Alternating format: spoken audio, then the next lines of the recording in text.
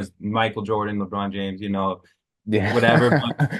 you No, we're know, not gonna get into the but debate we're too not going to much. get into. But anyway, you see Yeah, LeBron yeah. James' longevity of his dominance. Yeah, I mean, yeah, he's doing yeah. everything. Look at the guy puts millions of dollars into his body. Novak's the same Yeah. way. I mean, look at him. He's obsessed with that sport, like numbers guy, like really obsessed.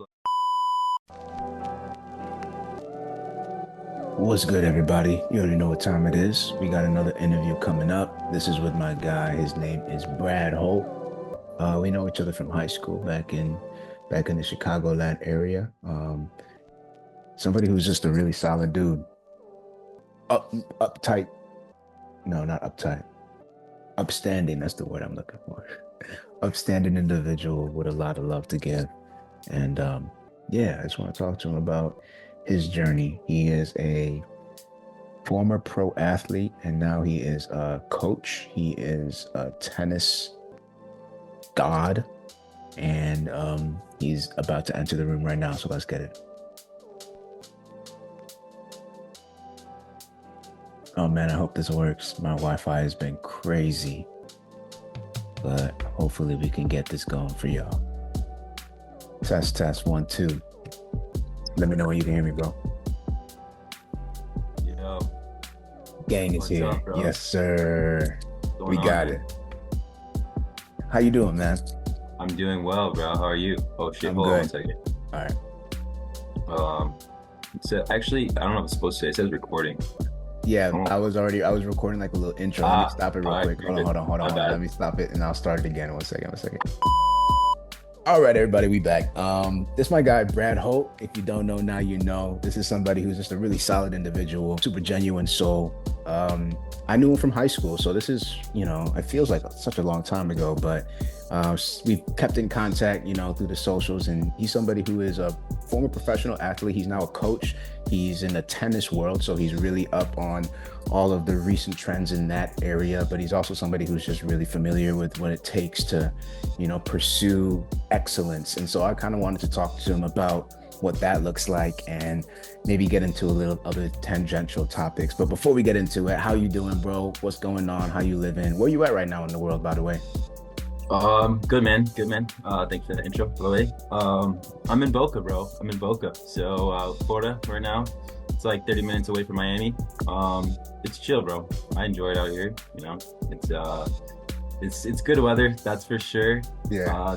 Really miss the food and the people back home. But Okay. it's cool out here though. It's cool out here. I do enjoy it, man. It's perfect for, what I'm doing, tennis, Yeah. coach and shit like that. So yeah, Yeah. yeah.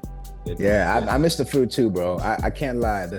Out here, it's not like it's just weird because you would think that a place that colonized all the countries on the planet would be able to have like better food, but Yeah, yeah. we still out here with fish and chips, man. I'm like, yo, it's crazy. But anyway, let's kind of get into it because you're somebody who I remember from high school. You're obviously being somebody who is an athlete. You were kind of into those circles, but then post high school, you went into a sort of a pro angle. Like you began to look into, like, I don't know what you call it, like a circuits and stuff like that. Like how would you describe Yeah. that, and then what was that journey like for you? Because people, most people, we just watch the Olympics, we just, Yeah. Paralympics are currently on, but most people don't have a direct experience with what it is like to go through that grind and be Yeah. somebody who is on that professional circuit. So can you just give people a little bit of a look into what that's like? Yeah, man, for sure. I'll say this, it definitely is a grind. I mean, you I play bet. the right way, it's a grind and there's no getting around it. Doesn't matter how talented you are, you got to put in a certain amount of work to, just give yourself a chance. So, pretty much, yeah, I was playing like pro circuit. So how it works is there's different levels. So like you said, everyone knows Olympics and everything, like that's actually not even a tennis, like, you don't even get points for that really. So that's just like a separate Okay. thing in itself. But probably heard Wimbledon and US Open, those big grand slams and stuff like this. So those are like the biggest tournaments, but you start out in the beginning futures, which are like the Okay. same you get the same kind of points, you just get a lot less. So it's like if you win a futures, which is like the beginning stage, you get like 25 points, where if you win the US Open, you get like 2,500 points or something Oh like wow. this. Okay. So like, that's the It's difference, but at the same levels. time, it's still like on the same kind of platform. You know what I mean? But you have to pretty much work your way through. And man, it's not easy because it's expensive. You know, you got to pay for all the hotels and obviously equipment, this kind of thing, food, traveling, flights, Yeah. whatever. So it's not easy if you don't have like that backing or if you don't have, like kind of that Sponsors and stuff. sponsor, you know what Yeah. I mean? So in right now, I mean, even the guys, I only got to like 1,200 in the world, which isn't terrible, but Bro, it isn't like the that's greatest either, crazy. That's I crazy when you mean, say it though. Like, wait, like yeah, the 1200th best in anything is like that's like top 0.01% yeah, still. You know what I'm saying? yeah, So yes. don't So down that's yourself. That's no, I hear you. crazy. I hear you. I was don't get me wrong. I was hyped when I got it, and it's definitely helped me right now. For sure. But Well, let's get I into that a see. little bit because right now you're doing coaching stuff, right? Yeah, So yeah, I wanted to like maybe I'll let you finish that thought, but also to maybe kind of get into that a little bit because I know that my younger brother used to he wanted to go pro in track and he was somebody who was like really grinding at it. And even in football, he was really talented. And we went to this place in Florida as well. I can't remember what it's called. It's like one of those like IMG, I think one of those academies where people kind yeah. of go. And it just made me think of like just the level of competition nowadays. So maybe you could speak to that, like how many people are, looking for your services and how tough is it to break through today, maybe versus, 20 years ago Um, or something like as that. far as like on the pro tour, you mean? Yeah, yeah. Yeah, man. I mean, look, like I said, there's a lot of guys, growing up who are in my class, and like the best of the best. They, I guess a few of them got to like around 350 in the world, which is really, really good. They played big schools but still then, you're not making any money unless you're top 100. So that's why it's Mhm. it's so it's so tough. You got to have the back, you got to be able to travel and you got to put the work in. I mean, the amount of work that you have to put in is you really have to dedicate your entire life to this one craft. You can't have any kind of distractions. You got to put other things on hold, make a lot of sacrifices. You know what I mean? Yeah. And even then, it's tough because like you still need that backing, and in tennis, you're gonna take a lot of losses. That's just the sport, the nature of the sport. There's only one winner, right, at the end of every week, and Yeah. you can. So you're bound to lose. So you gotta be mentally tough. You gotta have the backing. You gotta, you know, just want to grind. You Mhm. gotta really love it. I love the Because you will process. you will be taking some losses at first, but if you trust in your abilities and you really do put in the work and really stick to it, there's a chance you can break through and really, do something big. But I see a lot of stories of guys they're grinding, they just aren't really making it quite enough, and they're losing money, and they're like, man, I can't keep doing this. Yeah. And other stories where maybe they had the back and they just kept going 6, 7 years in, and they're just still going, and then all of a sudden one good tournament, and now they're millionaires. So it's like Wow. Yeah. it kind of it's like I said, you got to have few different things going.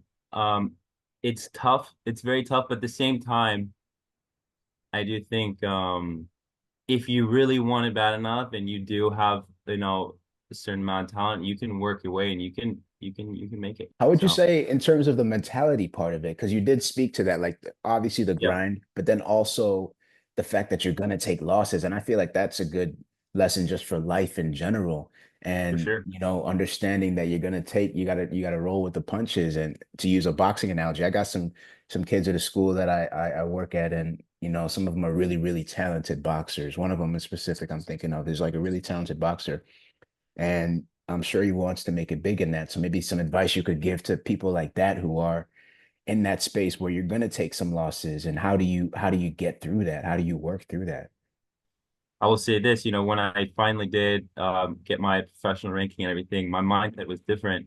And that was towards the tail end. I wish I had the mindset throughout. I feel like I could have done even better. But it's simple, but it's simpler said than done. But if you can really hone in on it, I think, sky's the limit, which is just focusing on what you can control, Mm, understanding and not really giving a fuck about the results at all, which is facts. harder, it's easier said than done. But and that's during the competition, during it's easy for the mind to kind of wander.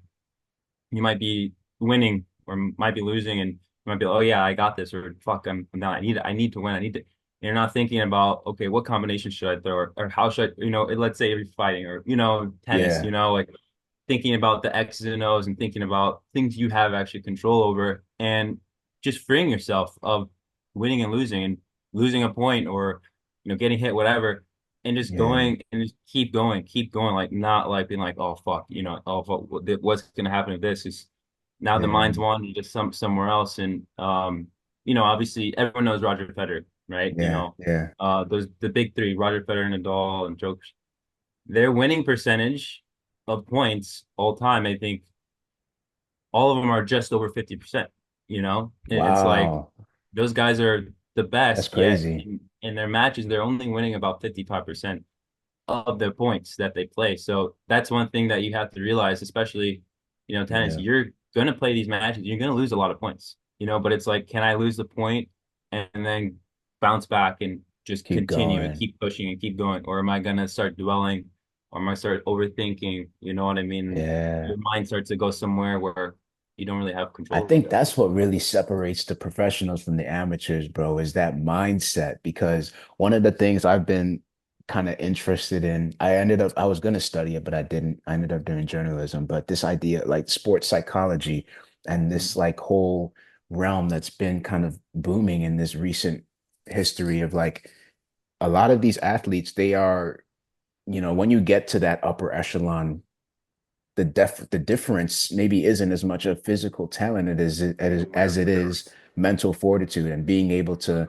keep on 100%. pushing in times of struggle. I don't know if you saw this ad, that was a recent Nike ad with LeBron where he's talking about winning all the time and how it breeds more hate, but that also breeds this idea that you have to keep winning. And it's like this concept Yeah. of like, it's like you focus on what you can control, obviously, but the end Yes. result is what everybody else is worried about. So it's like this Uh-huh. weird catch 22 where you can only do this, but at the end of the Yes. day, people judge you off of this other thing. I don't know if you have any stories of that or any examples of how Right. that can be, it's just like that catch 22 of professional athletes.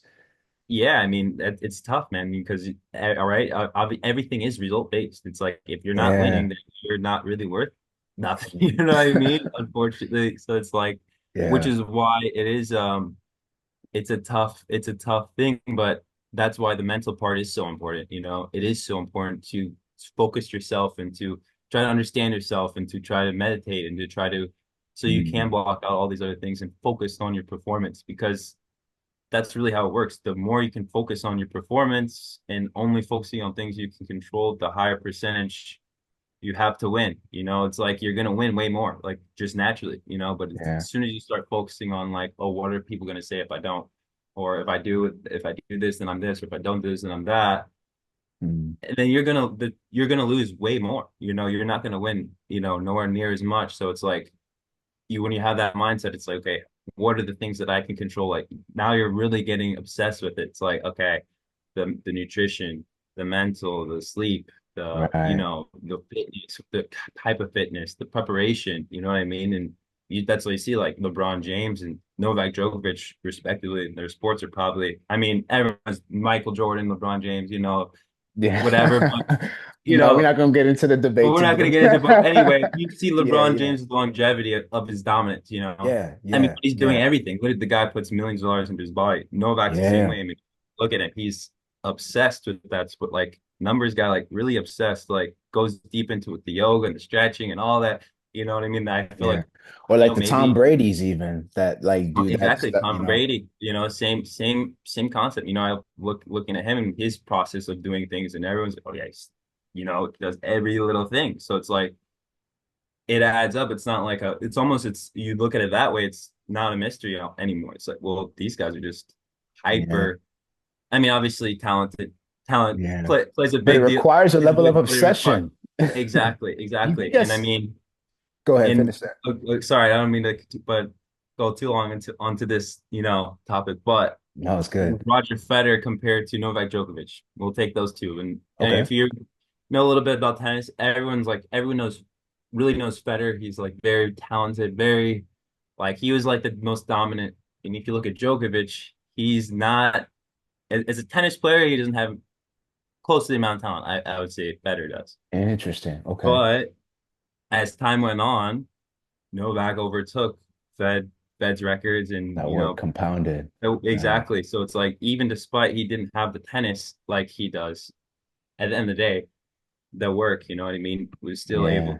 to overcome. And I can get Wow. into I'll last thing into it, but Yeah. Novak had or Federer had like 6 match points against Novak in three really big matches. So it was double match point on, and he ended up losing all of them. So I don't know. Wow. I think it really goes to show that that work at the end What's of the that day, quote that hard work beats it talent it when talent doesn't you work hard or whatever? exactly. Yeah. So it's like So yeah, how do you translate that very into lessons interesting. for your students? Because now you're a coach, you can plug your Yeah. the business that you're doing as well, maybe like just what you do, but in terms of how you translate these lessons to the students that you have, is it mostly focusing on, obviously you have to have the rudiments down, you have to have the technique down. How Yes. much of it is coaching that side of it? How much of it is coaching mindset? How much of it is advising on nutrition, or is it mostly just focused on the tennis Um. court stuff? So I would say it's mostly for me tennis and mental. I Okay. mean, I'm not like an expert on on all the other things, nutrition, fitness. I do know some obviously good things that you should do and recommend it, but really, mindset and the tennis, the technique, and what kind of game style they should use, and um, the fundamentals. Really trying to get them to understand the fundamentals, and just work. And also with the Yeah. mindset, it's funny because I've gone through that. I want to win. I need to win. Going the matches, being nervous because it's like I lose a point and I'm like, shit, I need to win this next point. And I'm not even thinking about like, watch the ball. Mhm. It's like, look at the ball. You know what I Yeah. mean? Move your feet. You know what I mean? I'm just thinking about, I gotta win. I gotta win. And then Yeah. you lock up, and I see this with my other students, and it's pretty cool to see that. And I can explain it to them in a way where they're like, oh, okay, I understand what you're saying. I need to focus on these things instead. And seeing that happen, and kind of the progression of them getting being more mature on court, and trying to focus on what they can, and seeing the results of that happen, and see them get better, improve. It's pretty cool. It's pretty cool to see. But I mean, yeah, Yeah, that it's definitely a flywheel. struggle though. It's definitely like a back and forth too, because it's I not an bet. easy mindset to grasp. And when I'm always, it's about having that workforce mentality.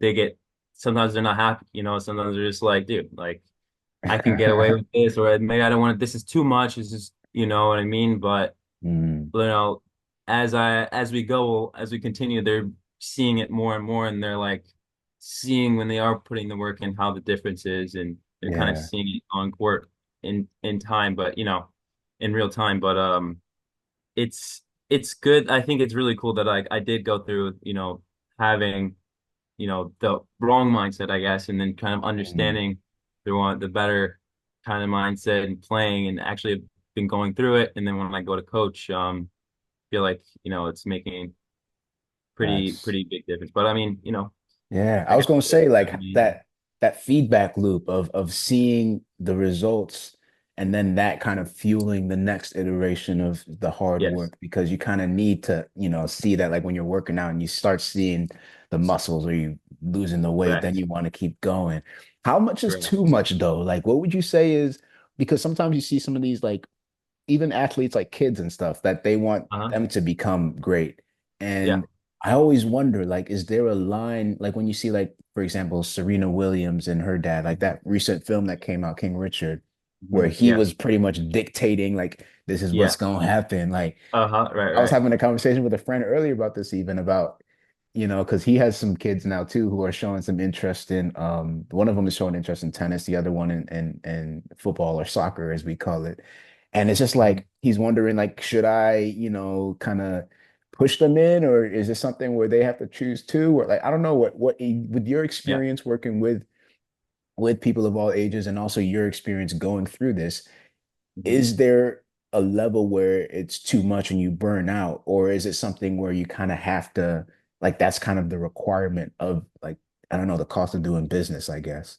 100% exactly what you're saying, and you definitely can burn out, and I've seen that happen a lot, Mm. and it usually happens when the parents want this, the kid isn't really into it as much. Right. Maybe they are telling, maybe they're good, but they're being forced to do it, and then it just becomes like work, and it's just like work. I gotta do this, gotta do this. So I think early on, especially when they're young, you know, teach them the fundamentals, try to get a good coach who understands the game and stuff like this, but keep it fun. They're still, Mm. especially like when they're young, I think you want them to actually love the game because and actually like enjoy it. I mean, obviously some kids are just not gonna like that, and some are just gonna really like the game, but Yeah. you want to give them that chance to, and not just like put them in, okay, we're gonna do, 100 forehands, you gotta do it right, don't do it right,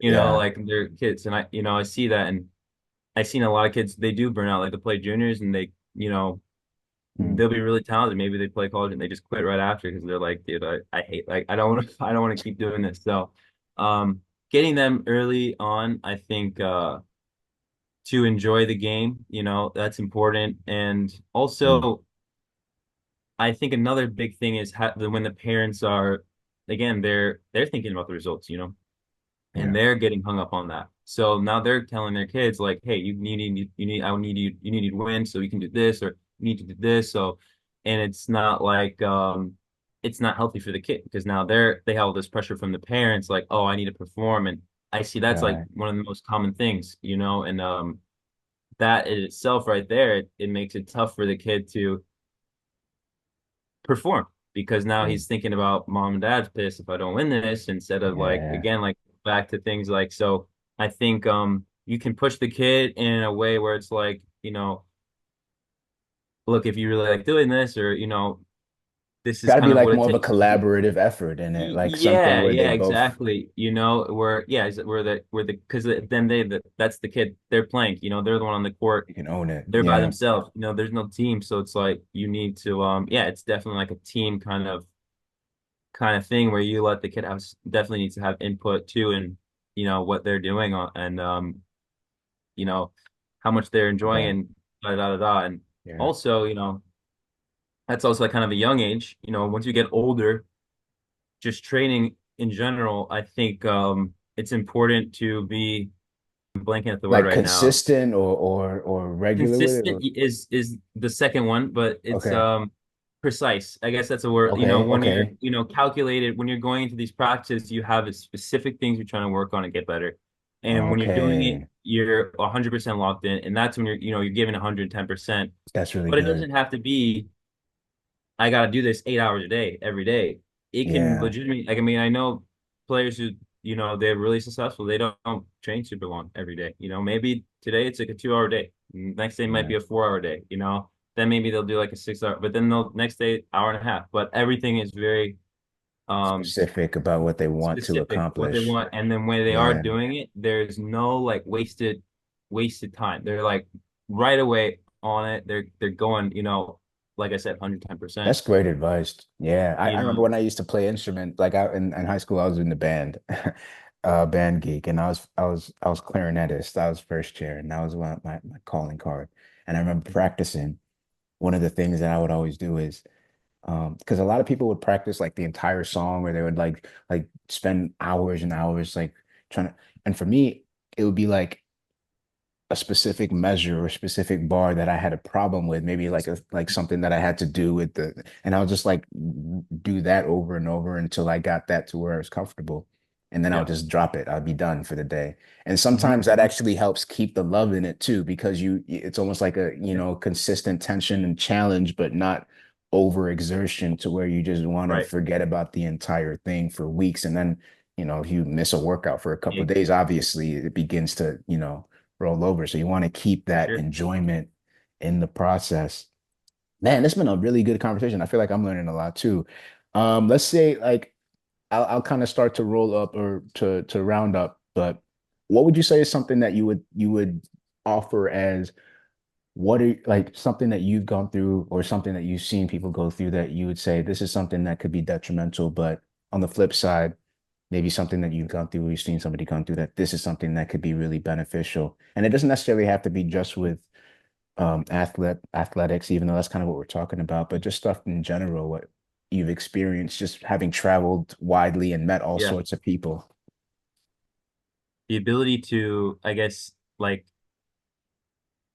fail, like giving the space to like I can mess up, it's Yeah. still all right. So whether that's like, you're coaching or you got a friend or your parent, like whatever, and they're getting the kid into whatever. I don't know what it could possibly be, but any kind of situation where it's like, I've seen it where, you know, obviously they're being pushed, but when the parents, give the room or whatever, the coach give the room to just let the kid express and like be free, it usually always turns out better than you know, the opposite, Mm. which, I see it so much, like you gotta be this, you or this if this doesn't happen, then, this is punishment or whatever, and I understand that can in some ways push a kid to do better, whatever, but you know, I Just see a that's like lot the of, short term too.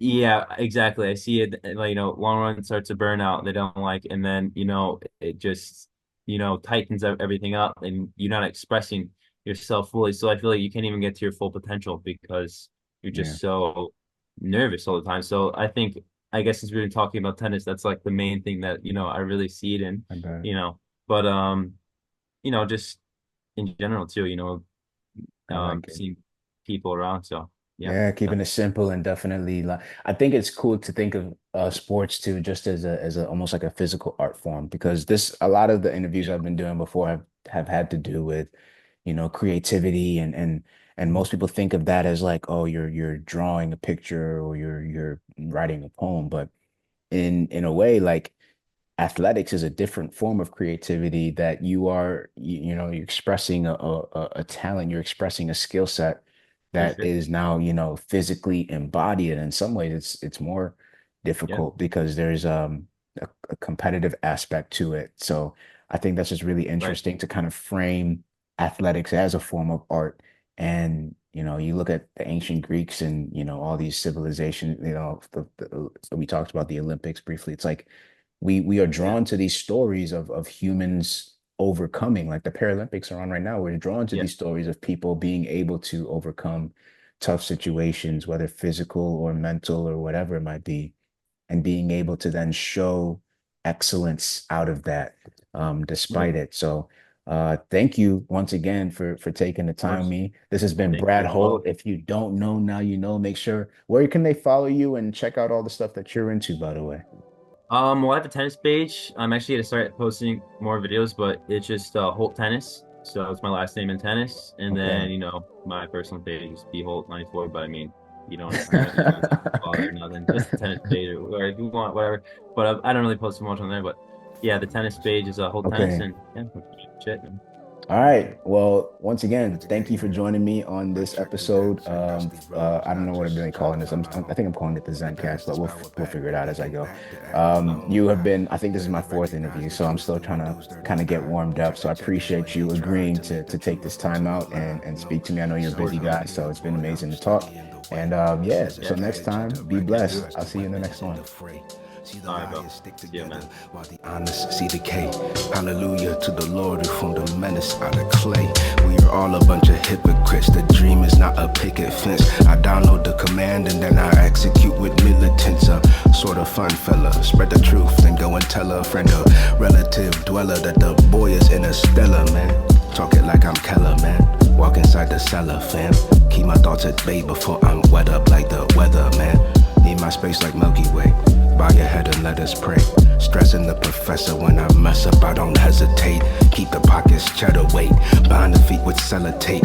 Close my eyes and leave the skies as never mind and meditate. Lighter than a featherweight. Spirit straight to heaven's gate. Peek into the future, about to find a way to levitate.